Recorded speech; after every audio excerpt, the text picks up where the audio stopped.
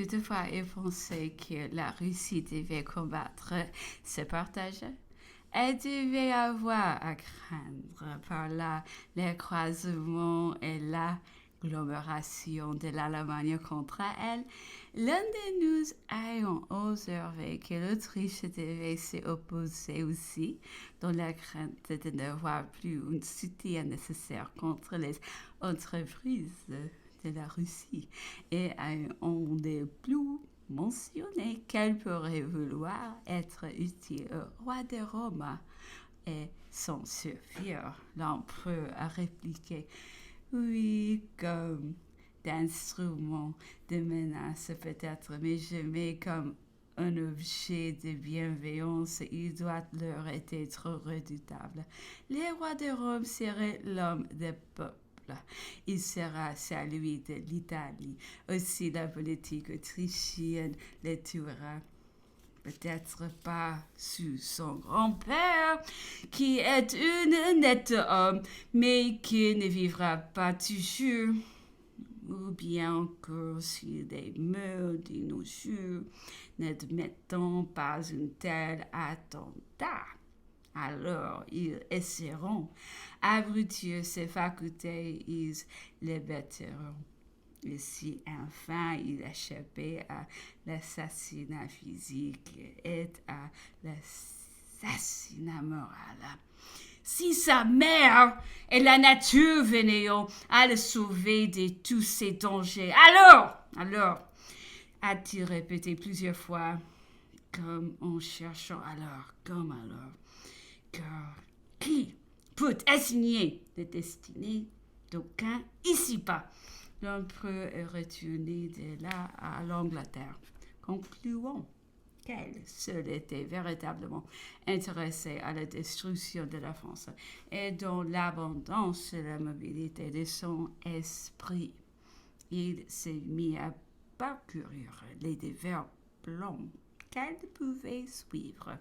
Elle ne devait pas trop y croître.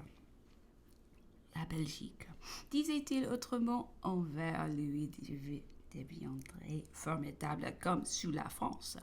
Elle devait laisser les Bourbons dans les centres avec 8 ou 10 millions d'habitants seulement et les environner des princes du roi de Normandie, Bretagne et quitter les provinces. Et telle sorte que Cherbourg, Brest, la Garonne et la Méditerranée laissaient trouver son don des mains différentes. C'était, disait-il, faire rétrograder la monarchie française de plusieurs siècles, faire recommencer les premières cavettes et manager au Bourbon quelques certaines années de nouveaux efforts pénibles et laborieux. Mais heureusement, on peut en arriver là à observer l'empereur. L'Angleterre devait avoir à surmonter des obstacles invincibles. L'uniformité de la division territoriale en départements, la similitude du langage, l'identité des mœurs, l'universalité du code, la généralité des milices et la gloire, la splendeur que j'ai léguée. Voilà autant de nudes indissolubles d'institutions vraiment nationales. Avec cela, on ne morcelle pas, on ne dissout pas un grand peuple où il se renouvelle et ressuscite toujours. Ces légions de l'Arioste que l'on voit courir après chacun de ses membres, abattu sa tête même à la replacer et combattre de nouveau. Ainsi, a dit alors quelqu'un, la vertu et la puissance du chien déniant à un seul cheveu arraché.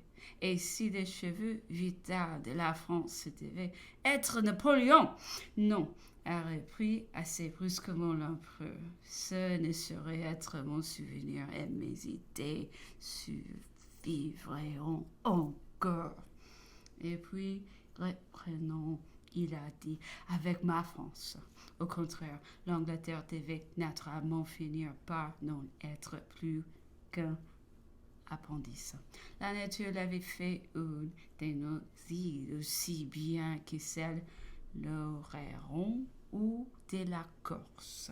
À quoi tient-on la destinée des empires, disait-il, que nos révolutions sont petites et insignifiantes dans l'organisation de l'univers.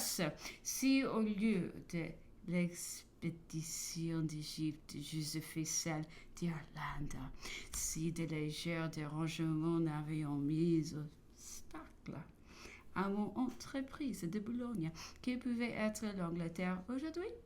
Que serait le continent? Le monde politique? 23. Après le dîner, l'empereur a lu Édipe, qu'il a extrêmement vanté, puis Brutus, dont il a fait une analyse très remarquable. Voltaire, disait-il, n'avait point entendu ici le vrai sentiment. Les Romains étaient guidés par le mur de la patrie comme nous le sommes par l'honneur. Ou Voltaire ne peignait pas le vrai sublime de Brutus, sacrifiant ses enfants malgré ses angoisses paternelles au salut de la patrie. Il en avait fait un monstre d'orgueil. Immolant ses enfants à sa situation présente, à son homme, à sa célébrité. Tout le nude de la pièce, continuait-il, était conçu à l'Avènement. Tuileries était un forcené qui mettait le marché à la main pour son lit, et non une femme à attendre, dont la séduction et l'influence dangereuse pouvaient entraîner au crime. 26. L'empereur m'a fait appeler vers les 2 heures. Il n'était pas bien. Il était fatigué, souffrant. Nous avons parcouru quelques journaux. Ces journaux nous disions que son frère Joseph avait acheté des grandes propriétés au nord de l'État de New York, sur les fleuves Saint-Laurent, et qu'un grand nombre de Français s'est groupé autour de lui de manière à fonder bientôt un établissement.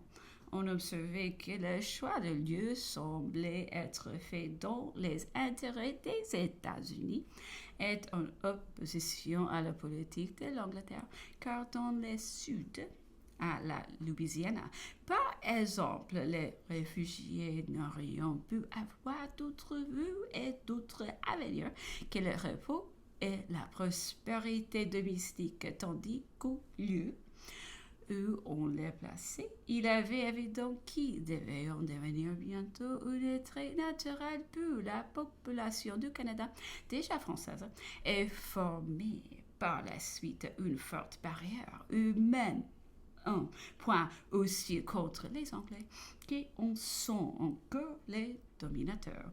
L'empereur disait que cet établissement devait compter un peu de temps, une réunion d'hommes très forts dont tous les gens s'y remplissaient leur devoir. Ajoutait-il, il sortirait de là d'excellents écrits, des réfutations victorieuses du système qui triomphe aujourd'hui en Europe. L'empereur avait déjà eu à l'île d'Elbe quelques idées semblables